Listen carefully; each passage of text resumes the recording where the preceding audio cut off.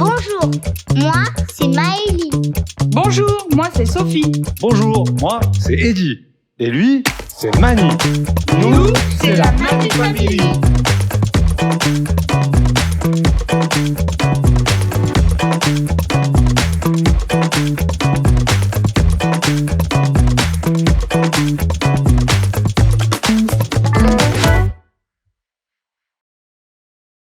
Allez, salut la famille. Donc on se retrouve aujourd'hui pour la première vidéo d'une longue série, puisque cette année, la Mani Family, on a décidé de vous présenter plusieurs vidéos, tout simplement pour partager le savoir. Voilà, le savoir est fait pour être partagé. Depuis bientôt 2 ans qu'on est sur le projet, on n'y connaissait rien, on a essuyé des galères, c'est vraiment compliqué aujourd'hui quand même, c'est pas si simple que ça, voilà, de partir dans un projet comme celui-là, de fabriquer son camper truck pour un tour du monde sur une base d'un poids lourd. Et donc l'objectif cette année, ça va être de faire des vidéos et de faire des focus sur les choix qu'on a fait, les erreurs qu'on a rencontrées ou potentielles que vous pourriez faire, voilà, sur différents étapes que vous aurez à vivre si un jour vous décidez justement de partir dans l'idée folle d'auto-construire votre camion 4x4 ou autre aménagé, notamment sur une base neuve. Voilà, c'est vraiment, il y a certaines complications, des choses vraiment à voir. Donc cette année, nous, on va essayer de vous apporter toutes des solutions, de vous accompagner là-dedans. Je serai disponible. Donc en parlant justement de savoir, clairement, aujourd'hui, moi j'ai gagné en expertise ces 2 dernières années en rencontrant des gens que je souhaite vraiment remercier, parce que au début j'étais vraiment profane dans le sujet, je connaissais vraiment rien du tout, et j'ai rencontré des personnes. Nous sommes la somme des gens que nous avons rencontrés, et vous aurez des gens qui feront obstruction à l'information, entre guillemets, qui vous donneront pas toutes les informations pour être libre, pour faire vos choix, parce qu'ils voudront vous vendre quelque chose. Et puis vous avez des gens qui au final vont vous accompagner, vont vous donner leur savoir, et c'est comme ça que je pense qu'il faut faire. Et je pense que les relations saines sociales entre les gens devraient être basées voilà, sur la confiance et le don de soi et le partage du savoir. Donc je souhaitais faire des remerciements en préambule à cette vidéo. Alors dans un premier temps, bien sûr, remercier CGRM, le groupe Régis Maclès dans le sud de la France, voilà, qui ont des concessions MAN, où Mani a été acheté, où Mani sera préparé sur la fin du parcours, notamment au niveau des modifications, on va dire, mécaniques. Voilà, donc je fais un petit big up à Dorian et à Mohamed, ils se reconnaîtront, il y a toute l'équipe de la carrosserie et bien sûr du garage du centre technique MAN de Cavaillon. Voilà, je souhaitais remercier des gens qui m'ont permis d'apprendre des choses, d'évoluer, de débloquer, de déverrouiller des situations. Donc je pense à Jonathan Chassor, voilà. Je voulais remercier ce monsieur qui est vraiment un technicien, un spécialiste, vraiment dans la modification, dans la création de camions aménagés, notamment au niveau des cellules. Il travaille avec des circassiens, des forains, il fait des slides, il fabrique des capucines. Bon, c'est vraiment quelqu'un qui m'a déverrouillé des situations. Par exemple, juste un détail, mais je savais pas ce que c'était un PAF, moi, hein, voilà. Et donc, c'est grâce à Jonathan et à ses relations et au temps qu'il a pris pour moi que j'ai vraiment compris certaines choses. Donc, merci Jonathan. Je voulais remercier aussi Alain Patiek, voilà, un ancien du Paris-Dakar, qui grâce à lui aussi, encore une fois, a déverrouillé certaines problématiques ou questions que je me posais. Par exemple, une phrase d'Alain que je reviendrai toujours, quand des gens me disaient « Ouais, mais un camion c'est gros, tu vas pas pouvoir aller partout, etc. » Alain, un jour, il me dit « Non mais écoute Eddy, je veux te dire, un camion, partout où il ira dans le monde, que ce soit au fin fond du Pérou, en Afrique, les moindres petits villages au bout du monde, est livré par un poids lourd toutes les marchandises. » Et voilà, et bon, vous voyez des gens comme ça qui ont du vécu, qui ont roulé leur boss, qui sont des voyageurs, qui maîtrisent le sujet, comme Marc, voilà, de chez Zokama aussi, qui fabrique des camions de A à Z, des cellules en Espagne, avec quelqu'un avec qui j'ai pris beaucoup de temps, que j'ai posé beaucoup de questions. Au début, je voulais lui faire fabriquer la cellule, et puis des erreurs de planning ont fait que ça n'a pas travaillé ensemble, mais c'est vraiment juste une question de coordination. Alors bien sûr, on va remercier Christophe de chez MC Truck et Caro, donc voilà, des gens franchement formidables que j'ai rencontrés maintenant 1 an et demi, donc c'est Christophe MC Truck qui va nous faire la cellule, qui va nous faire notamment les pare-branches, les porte-roues, la barre anti-encastrement, excusez-moi. Enfin voilà, toute la partie cellule, fabrication de Mani et un peu technique industrielle. Donc voilà, c'est un gars qui a roulé sa bosse dans le milieu des camions aménagés, du cinéma, voilà, qui est vraiment un super chaudronnier. Ils ont une très belle installation à Tuffalin, dans la région d'Angers. Voilà, donc vous pouvez y aller les yeux fermés avec toute confiance, comme d'ailleurs le dernier, j'en oublie d'autres, mais vraiment que je voulais remercier, c'est David de Carapace, voilà, qui est une référence aujourd'hui dans le milieu de l'autonomie énergétique, avec qui on a préparé complètement Mani au niveau des installations techniques, chauffage, électrique, autonomie. Voilà, c'est vraiment quelqu'un de Calais, qui a démarré avec une association, qui a aujourd'hui une entreprise référente en France dans le domaine, voilà, qui distribue la marque Vitron notamment et qui est aujourd'hui revendeur pour les professionnels. Vraiment un gars comme ça, un super technicien et vraiment, franchement, il n'y a rien à dire. C'est grâce à des gens comme ça que je tiens à remercier. Ça prend 5 minutes au début de la vidéo, mais c'est très important. Voilà, pensez, ces vidéos, elles sont là pour ça. Le savoir est fait pour partager. On a besoin d'entraide les uns des autres pour pas faire les erreurs. Donc voilà, donc on va commencer cette vidéo, ceci étant fait. Donc je voulais faire un petit point rapide sur le logiciel que vous avez sous les yeux, vous le connaissez sûrement tous, pour ceux qui ne le connaissent pas, c'est SketchUp. SketchUp, c'est un outil formidable pour faire de la conception 3D. Franchement, c'est à la portée de tous. Si vous êtes un peu facilitant avec l'informatique, franchement, en 1 heure, vous allez comprendre certaines choses. Alors moi maintenant, on va dire que je commence, je ne vais pas dire expert, mais à le maîtriser. Pour tout vous dire, le plan que vous avez sous les yeux, c'est le 30e. Ça fait 1 an et demi que je travaille tous les jours au désarroi de ma femme et de ma famille sur SketchUp. Voilà, donc aujourd'hui, je suis capable de réaliser des choses, de vous accompagner, de répondre à vos questions, d'éventuellement vous donner des astuces. Mais SketchUp, c'est un outil vraiment énorme, notamment... Vous pouvez voir une petite vidéo de David d'ailleurs qui avait fait ça sur les feuilles de débit, par exemple grâce à SketchUp. Alors, quand vous faites des dessins, vous avez un logiciel qui vous permet de calculer vos feuilles de débit pour débiter le bois, faire vos coupes, etc. Donc c'est un temps gagné de ouf, quoi. Voilà, c'est vraiment un outil génial pour l'aménagement de votre camion. Notamment aussi pour faire des dessins 3D. Donc vous voyez, nous aujourd'hui, je vous présente donc Mani, qui sera notre camper truck, préparé pour un tour du monde. Et on a une base donc MAN TGM qui est ici. Alors beaucoup de gens sur des précédentes vidéos ou des captures d'écran m'ont demandé où j'avais eu le modèle du MAN TGM.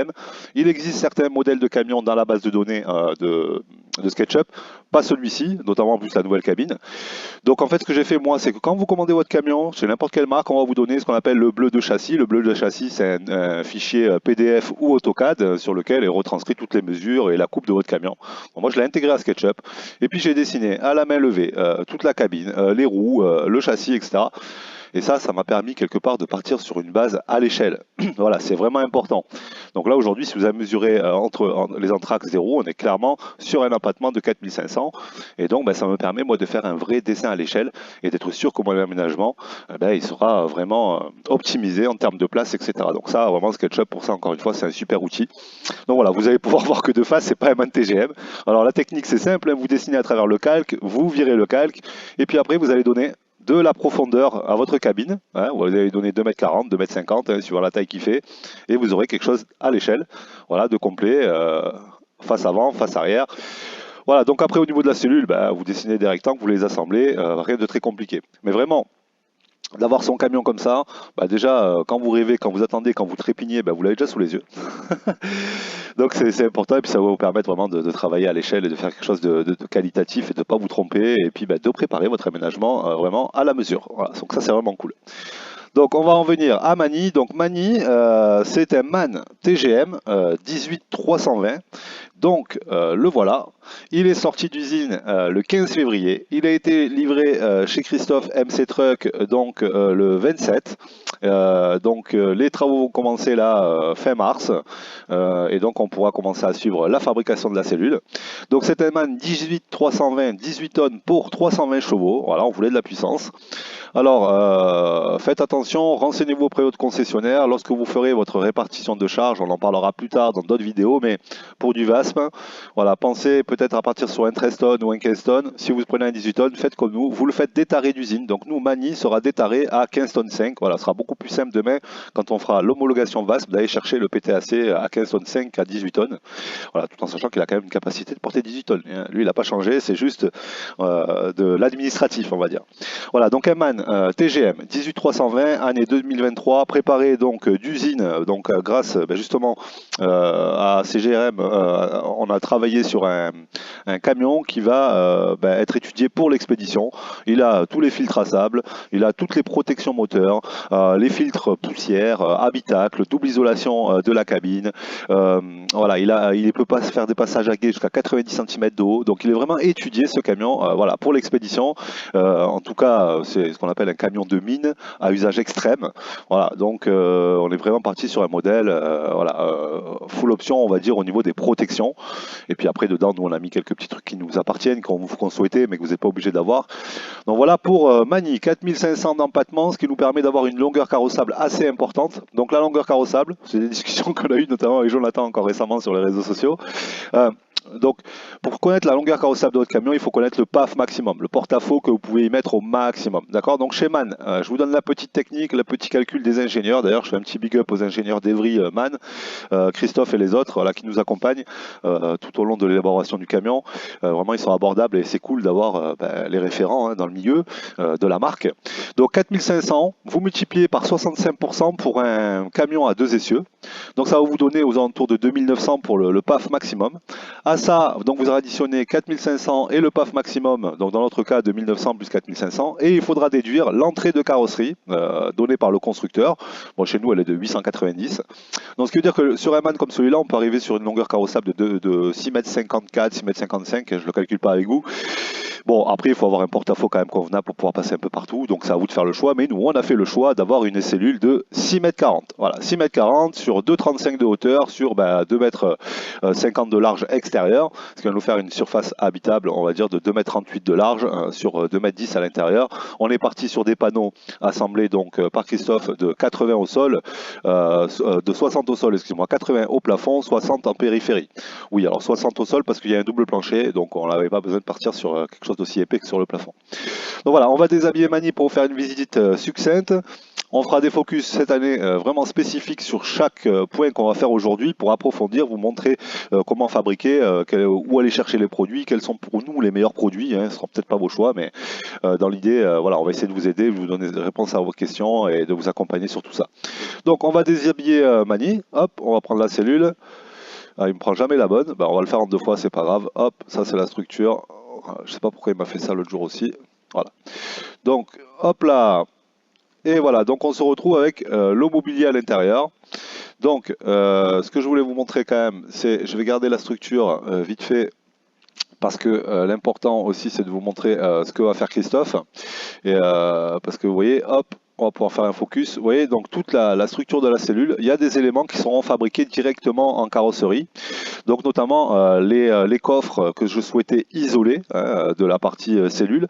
Et du coup, on va faire les supports de lit avec, voilà, avec les ouvertures prévues déjà. Donc ce qui veut dire que moi, quand je vais attaquer l'aménagement, j'aurai déjà mes bases et mes 2 demi-cloisons. J'aurai juste à monter les demi-cloisons ici.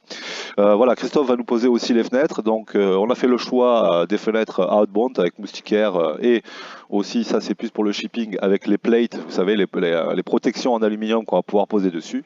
Voilà, donc voilà la cellule en gros, et donc voilà ces supports qui seront faits. Je vous conseille, si vous pouvez faire déjà de la voilà, déjà de faire des cloisons en panneau sandwich, vous voyez, parce que ici donc c'est un coffre, ici on se retrouve aussi avec un coffre accès extérieur. Au moins ils sont isolés en panneau sandwich à l'intérieur de la cellule. J'aurais pu très bien mettre du contreplaqué, etc. Mais là on est sur quelque chose qui est assemblé directement, voilà, à travers les cornières en panneau sandwich, etc. Tout est fait d'origine, on va dire. Voilà, je trouvais ça beaucoup plus techniquement beaucoup plus intéressant. Donc 6,40 m la cellule. Donc vous voyez, on a fait un décroché parce que moi je veux pas dépasser les 6,40, même si on peut dépasser jusqu'à 40 mm de ferrure hors tout. Mon objectif, c'est que mes pneus, qui font à peu près 40 cm d'épaisseur, soient intégrés directement dans la cellule. Donc Christophe, pareil, ici, il va nous fabriquer le porte-roue avec un treuil, etc. Parce que 100 kg le pneu, bon, quand vous crevez, c'est un peu compliqué. Voilà, donc, voilà Mani. Donc, pourquoi je refais cette vidéo? Certains ont déjà vu il y a quelques temps une vidéo, en fait, parce que la cellule a encore changé depuis la dernière fois. On était sur un toit relevable au départ, puis par la suite, on a changé. Il y avait différents éléments techniques qu'il n'y a plus dans le camion. On a fait des nouveaux choix, notamment les toilettes. Voilà, donc là c'est vraiment la version définitive, mûrement réfléchie. Après une quarantaine de plans et 1 an et demi de travail, de toute façon on a arrêté. Le camion il est chez Christophe. À un moment donné, il faut démarrer les travaux. On est obligé de stopper parce que je pourrais quand même continuer pendant 1 an et demi à avoir des nouvelles idées. Mais bon, c'est cool parce que avec les nouvelles contraintes qu'on m'a données, que notamment Sophie m'a donné, elle ne voulait pas le toit, finalement, après réflexion, elle ne voulait pas le lit relevable. Le salon en U était au niveau du lit ici. Et ben, c'est vrai que quand vous avez un toit relevable, vous avez une surface de vie beaucoup plus importante, mais vous vous posez des problèmes, on va dire, comment dire, au niveau de l'emplacement où vous pouvez être tous en même temps, quoi. Hein. C'est-à-dire que quelqu'un qui veut aller au lit, ben, il empêche quelqu'un de traîner au salon, quoi. Ou quelqu'un qui est au salon empêche quelqu'un d'aller au lit, donc il faut automatiquement aller au lit ensemble, etc., etc. Et c'est vrai que nous, on voyage déjà. On a eu déjà un Ducato, un van aménagé. Aujourd'hui, on a un Sprinter 4x4. Donc c'est vraiment, on connaît déjà ce qui est à la mode aujourd'hui, ce qu'on appelle la van life. En fait, nous, c'est notre mode de vacances, de vie, voilà. Et ce que l'on ne voulait pas justement, c'est qu'on nous on se connaît, et ça c'est vraiment quelque chose que je vous conseille, c'est d'aller essayer avant. Hein. Si vous embarquez sur un projet comme celui-là, il faut vous connaître, savoir comment vous vivez quand vous êtes sur les routes. Nous on sait comment on vit, et c'est vrai que c'était se mentir à nous-mêmes d'avoir un lit escamotable, parce que je ne me couche jamais à la même heure que Sophie, et donc ça aurait été à un moment donné de la contradiction. Donc là au moins on libère le salon, on libère le lit, ce qui nous fait entre guillemets 3 espaces où chacun peut aller se détendre, vaquer à ses occupations sans gêner les uns les autres. Donc on va retrouver un lit à l'arrière de 160 sur 2 mètres de large, un salon en U de 2 mètres 40 sur 1 mètre 15 de longueur, et le lit de Maëlie de 80 par 2 mètres, donc ce qui va permettre à notre fille d'aller s'isoler si elle le souhaite, à ma femme aussi, et puis moi de rester tout seul dans mon salon. Mais en tout cas, voilà, de pouvoir avoir ce que je dirais 3 endroits où on peut squatter, voilà, se reposer, s'isoler, sans vraiment se marcher les uns sur les autres. Alors c'est vrai qu'on a perdu beaucoup d'espace à l'intérieur, à un moment donné, ça ne reste qu'un camping-car, hein. C'est une maison, mais voilà, je veux dire, j'ai vécu en caravane ou en mobil-home, donc je sais ce que c'est, on vit dehors. Et donc, on a fait ses choix, mais finalement, je suis content parce que je pense que c'est la meilleure solution pour nous. Voilà, ce sera peut-être pas la vôtre, hein, mais ce sera pour nous. Donc cette année, je vous ferai des focus, notamment. Dans un premier temps, nous, s'était équipé clairement Mani en tout électrique. Et ça, c'est important pour nous parce que je voulais pas de gaz pour le shipping, parce que le shipping, ça peut poser des problématiques au niveau des bouteilles de gaz, au niveau des coupelles de remplissage, comme le GPL, etc. Beaucoup de compagnies aujourd'hui vous interdisent de transporter du gaz, ce qui peut être normal, mais bon, j'ai pas envie d'arriver dans un pays où traverser une frontière et puis passer ma première matinée à galérer à aller négocier une bouteille de gaz, à changer mes coupelles de remplissage et blablabla. Donc tout est électrique, voilà, plus de problème. Par contre, tout est électrique, ça induit le fait d'avoir une grosse production électrique et d'avoir vraiment voilà, quelque chose de solide. Donc on va se retrouver avec 5 panneaux solaires. Notre choix, c'est axé sur les 360 watts Victron, hein, ce qui nous fait 1800 watts de production solaire. Et à l'arrière, on va se retrouver donc avec une vraie centrale électrique, voilà, vraiment étudiée. Donc qu'on a étudié ça, moi j'ai bien cahier des charges, on a étudié ça avec David et on a fait intervenir les ingénieurs de Victron. Vous verrez pourquoi quand je posterai l'assemblage, la fabrication du panel. J'ai fait un panel, il est déjà prêt, donc je pourrai vous diffuser la vidéo des choix. Donc très rapidement, 2 Quattro de 2500 VA, soit de 3000 VA, excusez-moi, donc soit 6000 VA, donc ce qui représente à peu près 5000 watts. En crête, on peut monter à 7-8000, hein, mais bon. Et un Skyla GT qui lui va nous permettre de transformer, de charger les batteries quand on sera aux États-Unis en 120 volts. Au niveau du chargement, on a 3 DC-DC. Alors des fois, on me dit pourquoi tu prends pas le Buck Boost, voilà, en 24 volts. Voilà, le choix il est simple et je réexpliquerai, c'est que le Buck Boost il monte à 100 ampères en 12 volts. Le même modèle en 24 volts, il est à 50 ampères. Ici, moi, j'arrive à pratiquement 60 ampères en mettant en parallèle 3 DC-DC 24-24, donc qui seront reliés à l'alternateur, hein, spécial Euro 6, pour charger les batteries en roulant. Voilà, donc pourquoi une telle centrale? Parce que c'est plutôt fort dimensionné. Vous avez 2 Quattro, un Skyla, 3 DC-DC, un gros régulateur solaire. En batterie, vous avez 4 batteries 24 volts 300 ampères, soit 900 ampères heure, avec toutes les protections qui vont avec, tout le câblage qui va avec. Les 2 Quattro, j'y reviendrai. Pour moi, c'était plus simple qu'un Quattro 5000 ou qu'un Quattro 8000 pour avoir à peu près la même puissance. C'est au niveau du câblage. Voilà, la puissance, le câblage, c'est le plus important. Je ferai un focus là-dessus sur la vidéo. Calculez vos sections de câbles. Si vous mettez un 8000 ou un 5000, un 5000 Quattro, il faut qu'il soit équipé d'au moins 75 à moins d'un mètre, 90 mm². Le 90 mm², l'écosse, l'assemblage, le pliage de ce type de câble, c'est vraiment compliqué. L'avantage en mettant 2 Quattro, c'est que chacun aura 2 fois 50 mm², on est à l'aise, on lui donne on nous donne nous de la facilité d'intégration à travers ces câbles et facilité de travail et de la sécurité puisque 2 fois 50 on arrive à 100, voilà, alors qu'ils ont besoin juste de 75 mm².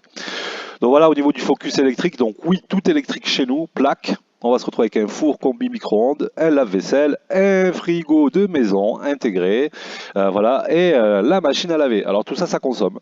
Et c'est d'ailleurs pour ça qu'on veut une grosse production, soit au niveau du moteur, soit au niveau du solaire, et des quattros qui vont nous permettre vraiment en cas de besoin d'avoir un groupe électrogène et de pouvoir se brancher à l'extérieur, voilà, donc pour recharger les batteries. Donc on a un système vraiment bien pensé, vraiment étudié pour nous ce qu'on voulait en faire. Et ça, je vous conseille aussi encore une fois, calculez vos besoins énergétiques, calculez ce que vous pensez, ce que vous avez envie d'avoir, et à ce moment-là, vous pourrez vous tourner vers les gens compétents comme David pour calculer les besoins et après, derrière, le matériel qu'il vous faut et donc le câblage et la sécurisation. Voilà, il faut penser à tout. Excusez-moi. Et donc, vraiment, là, tout a été réfléchi, tout a été pensé pour faire au mieux. Je vais boire un petit peu d'eau parce que je viens d'avaler de travers, donc je ne vous cache pas que continuer la vidéo, ça va être galère. Excusez-moi. Donc, l'autre point que je voulais faire, c'est le toilette. Dans l'ancienne cellule, on avait, j'étais parti sur un broyeur, je trouvais que c'était le meilleur système, avec un système de recyclage de l'eau pour pas avoir besoin d'utiliser l'eau potable pour la chasse d'eau, donc on réutilisait les eaux grises. Le système était bien pensé. Mais ça faisait une pompe, 2 pompes, 3 pompes, des pompes de relevage, des tuyaux qui partaient en haut pour envoyer les eaux noires dans la truie. Bon bref, moi je voulais un toilette sèche, mais j'arrivais pas à l'intégrer. Et puis les systèmes de toilettes sèches reconnus aujourd'hui dans le milieu ne me convenaient pas, jusqu'à ce que je découvre et que je sache quelle toilette sèche je veuille, mais que je ne puisse pas l'intégrer parce que j'avais pas la place. Voilà, je ferai un focus encore là-dessus, c'est le Villa de chez Separate. C'est un gros chiotte et c'est pour ça que je pouvais pas le mettre avant, c'est-à-dire qu'il fait pratiquement 70 cm de longueur et 70 cm c'est la taille d'une 12 dans les camions. Mais vraiment, techniquement, pour moi, c'est le meilleur toilette sèche à séparation du moment. Voilà, c'est un outil formidable. Très rapidement, séparation des urines, elles partent directement où elles veulent. Hein. Nous, on sera dans la cuve des eaux grises ou des eaux noires. Mais surtout, en fait, à l'intérieur, vous avez un bol qui tourne H24 avec un ventilateur et donc une aération extérieure. Et donc, les matières fécales, elles sont asséchées. Et vous pouvez avoir une compétence, vous pouvez stocker jusqu'à dans un seau de 25 litres 4 semaines, c'est-à-dire un mois pour 4 personnes de matière fécale. Quand vous vous en débarrassez, c'est de la matière sèche, je dirais comme un peu de la mousse de vache que vous pouvez jeter, je dirais pas n'importe où, mais dans l'idée, c'est rien. Vous pouvez la mettre en sable, vous mettez dans un sac poubelle, c'est pas, excusez-moi l'expression, mais du caca tout mou qui pue dans un sac poubelle que vous allez mettre chez la poubelle du voisin, quoi. Et vraiment, voilà, mais c'est surtout là, franchement, l'autonomie, vous imaginez, 4 semaines, voilà, un mois complet. Voilà, donc nous on a vraiment calculé pour que, je reviens, c'est important pour nous. En fait, Mani il a un mois d'autonomie complète pour 4 personnes. Voilà, donc là déjà au niveau des toilettes on le voit. Voilà. Au niveau de l'électricité, on pourrait avoir 4 à 5 jours de pluie sans problème, que sans rouler, qu'on n'aurait pas besoin de produire d'électricité pour charger les batteries avec 900 ampères. Mais en tout cas, entre les matières fécales et l'eau, et là maintenant je vais venir à l'eau, on a plus d'un mois parce qu'on a une belle cuve d'eau claire. Donc ça aussi, les cuves sur mesure, vous contactez MC Truck qui fabrique, donc Christophe, des cellules sur mesure en PEHD, donc ça respecte les normes, hein. La forme que vous voulez, la taille que vous voulez. Nous on part sur une belle cuve sur mesure d'eau claire de 650 litres. Et donc on aura 2 cuves d'eau grise qui communiqueront entre elles à travers un bypass. Hein. Voilà. Et donc en fait, premièrement la première, elle court ici et elle court sous le plancher ici et elle finit sous le frigo ici. Donc ce qui lui donne une capacité de 370 litres, alors un peu plus, mais j'ai enlevé 10% pour les bâtards d'eau à l'intérieur, hein, parce que vous n'êtes pas savoir que les normes vous disent que une cuve de plus de 100 litres, hein, vous devez avoir au-dessus, à l'intérieur des bâtards d'eau pour couper la vague de l'eau, hein, voilà. Donc 100 litres, c'est la norme maximum, le VASP. Si vous faites plus grand, il va falloir automatiquement y avoir des bâtards d'eau dedans. Donc vous perdez forcément de la consistance au niveau de votre cuve. Donc cette cuve-là, elle va fonctionner par gravité en fait. En gros, l'urine et la douche, elle va servir qu'à ça. Voilà. Et donc il y en a une secondaire ici, qui fait pareil, pratiquement 250 litres. Elles communiqueront toutes les deux. Et puis moi, j'aurai la possibilité avec un bypass, soit de remplir l'une, soit de remplir l'autre, parce que celle-là, elle sera principalement branchée sur l'évier et sur la machine à laver. Voilà. Donc mes calculs devraient être bons, mais si je me trompe, pas de problème, j'ai le pompe, je passe de l'une à l'autre. Voilà. Donc là, encore une fois, on va avoir 650 litres d'eau claire, pratiquement 550 litres d'eau grise. Bon, on est parti pour un mois. Alors pourquoi je voulais autant d'eau grise et eau noire? Parce que tout simplement, encore une fois, nous on vit, on sait ce que c'est hein, la vie en van et d'aller remettre de l'eau et d'aller vider ces eaux grises, c'est le côté chiant d'être sur les routes, quoi. Hein, faut être honnête, hein, c'est l'arrêt obligatoire, quoi, en plus du gasoil, quoi. Et donc, si on peut éviter de le faire 3 fois par semaine, et si on peut éviter de le faire le plus souvent possible, on va se donner le maximum d'autonomie. Voilà. Et donc, moi, j'ai calculé pour que les eaux grises et les eaux noires, j'ai besoin de les vider quand j'ai rempli mon eau. Voilà. Comme ça, au moins, on n'est pas emmerdé, tout se faire une fois au même moment. Voilà. Donc, en parlant de l'eau, vraiment très important, là, comme l'électricité, hein, la gestion de l'eau propre en voyage, surtout quand vous avez des grosses cuves comme ça. Si l'eau vous la consommez sur du long terme, elle risque de croupir à l'intérieur. Donc il faut vraiment penser et réfléchir au traitement à l'entrée, mais surtout à l'intérieur de l'eau potable. Donc nous, je fais un petit big up à Gaspard parce que pour moi donc de eaupotable.info qui pour moi après avoir roulé ma bosse encore une fois m'être renseigné, c'est le meilleur système au monde aujourd'hui hein. J'ai été voir les Allemands, j'ai été voir partout, c'est un voyageur, il a réfléchi, il a créé son système et puis aujourd'hui il le commercialise et vraiment voilà, c'est génial. Je vais vous expliquer pourquoi. Alors, classiquement, vous avez une pompe qui va vous permettre, classiquement, c'est pas tous les systèmes, mais déjà dans l'idée, vous allez pouvoir pomper toutes les eaux que disponibles. L'eau de rivière, l'eau de lac, ou même vous branchez au robinet du coin. Et donc, vous allez traiter déjà l'eau à travers 3 à 4 filtres, et surtout à travers des lampes à UV. Là où il a été bon, c'est qu'on va mettre des lampes à UV en parallèle, à travers une 3 voies. Pourquoi? Parce que quand vous avez 700 litres d'eau et que vous savez qu'une lampe UV, elle peut traiter que 8 litres d'eau par minute, il va falloir du temps pour les remplir les 650 litres. Donc là, l'avantage, c'est que 3 fois 8 litres, je gagne 3 fois plus de temps pour la remplir. Donc ça, déjà, c'est cool. Donc l'eau, déjà, on va dire qu'elle rentre dans le réservoir sans germe, sans rien, elle est potable, etc. Mais, donc là, déjà, c'est cool. Et en plus, n'importe quelle eau, autonomie totale, c'est cool. On n'a pas besoin d'acheter de l'eau, c'est cool. Mais 650 litres, 700 litres, 1000 litres, si vous avez un bus par exemple, vous ne pouvez pas stocker de l'eau 2 mois et demi dans un réservoir sans qu'elle croupisse. Et ça, il y en a qui jettent de l'argent dedans, des des capsules, des pastilles, bref.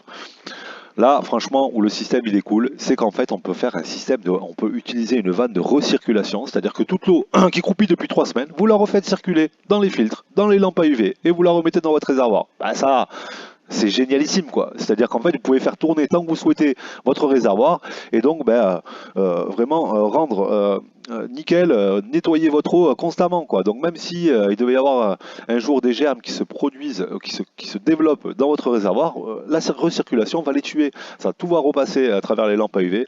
Donc là franchement champion quoi. Il n'y a rien à dire, le système il est cool. Et en plus vous avez donc un deuxième système, voilà, parce que ce système-là va distribuer bien sûr toute l'eau et vous avez un deuxième système qui part à travers encore un nouveau filtre et un osmoseur avec un robinet spécifique pour l'eau potable. Bon, ouais, je veux dire, l'eau, quand elle arrive dans votre bouche, elle est propre de chez propre, quoi.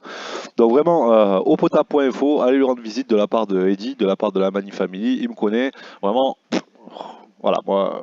Je l'ai félicité et je trouve vraiment son système cool. Quand vous achetez le système, vous avez toute la plomberie de tout le camion, quoi. Les pompes et tout. Enfin, franchement, voilà, au top. Voilà, comme quoi il y a encore des gens qui font bien, mais voilà, bizarrement c'est un voyageur le gars. Hein. Il est parti pendant un temps avec son camion, avec sa famille. Voilà, il a réfléchi à son système, il l'a fait pour lui, donc il est bien pour vous. Voilà, c'est aussi simple que ça. Je vais finir parce que ça fait déjà 27 minutes qu'on est sur cette vidéo. Donc au niveau du chauffage eau chaude, donc encore une fois avec David, on a choisi et opté pour un système hydronique. Hydronique c'est quoi? Donc une petite chaudière, hop là, elle est là, Eber pas cher, gasoil, elle, donc son énergie c'est le gasoil, elle va chauffer un fluide caloporteur qui va se balader dans tout le camion, d'accord? Donc ça peut faire office de chauffage au sol, ça peut faire office à travers un échangeur à plaques qui pourrait passer ici pour aller réchauffer le camion dans les pays froids. Ça fait surtout office donc de chauffage à travers des ventilations qu'on va intégrer dans le camion. Nous on a pris les Helios 2000 qui vont ventiler à travers un échangeur à plaques ce glycol chaud dans le camion, donc ça fait chauffage. Et le glycol chaud il va passer en serpentin dans le ballon d'eau chaude spécifique pour stocker 75 litres d'eau chaude, donc pour 4 personnes on est au top. Et il va finir son petit chemin avant de repartir à la chaudière dans le sèche-serviette. Donc on a un système de chauffage comme le chauffage au sol d'une villa, d'une maison. On chauffe un fluide, par la chaudière, il se refroidit au fur et à mesure qu'il circule, il repart à la chaudière, et puis c'est un circuit fermé avec une petite pompe. Ça consomme rien, c'est très efficace. Voilà. Et en plus, on a notre eau chaude avec. Donc voilà, Hébert pas cher, Webasto fait ce système. Je vous laisse aller vous renseigner. Pour moi, c'est le meilleur système de chauffage et d'eau chaude. Voilà. Pourquoi on chercher à mettre un chauffage qui est insoufflant et puis de l'autre côté un Trouma ou autre? Non, là vous avez vraiment un système. Et puis surtout, techniquement, c'est qualité, quoi. Voilà, c'est qualité, c'est costaud. Ça a fait ses preuves, voilà, vous pouvez y aller, c'est vraiment quelque chose au top. Voilà. Donc voilà au niveau du chauffage eau chaude, j'ai pas oublié. Donc voilà, je pense qu'on a fait le tour rapidement. Je voulais vraiment vous présenter ce toilette. Donc de toute façon, on va faire des focus cette année, vraiment sur la centrale électrique, sur l'hydraulique, sur les cuves, voilà, sur les choix qu'on a fait, pas fait, voilà, vous allez voir par exemple, oui, avant de finir, j'allais oublier un petit truc important quand même, c'est au niveau de l'aménagement. La cellule et la cabine, tout a été étudié pour 4 personnes. Nous on est 3, donc Maëlie, Sophie, ma femme et moi, mais le camion on va pas le garder à vie, donc un jour il sera à vendre, Mani, forcément, dans 5 ans, peut-être dans 10 ans, et il faudra qu'il touche une famille de 4 personnes. Donc la cabine va être modifiée une fois que j'aurai terminé moi l'aménagement. Il part chez Tout en Camion Group, brevet, la carrosserie, qui est la seule habilitée par MAN et par différents constructeurs pour faire des modifications et conserver votre garantie constructeur, certification UTAC, homologation, tout est fait chez eux. Ils vont nous mettre 2 sièges en vis-à-vis, on dégarnit toute la cabine, voilà. Et ils vont nous mettre 2 sièges en vis-à-vis parce que je veux pour 4 personnes. Pour l'instant, il n'y aura pas de passage cellule parce que c'est hors budget pour moi et puis nous on n'en a pas le besoin par rapport à notre système de vie et les premiers voilà. Et puis de toute façon, le lit de Maëlie rentre en, vous voyez, hein, en confrontation avec un éventuel passage cellule. Mais c'est un choix. Pourquoi? Parce que vous voyez l'espace qu'il y a ici, ça pourra faire office pour la future famille d'un 2e lit superposé. Voilà.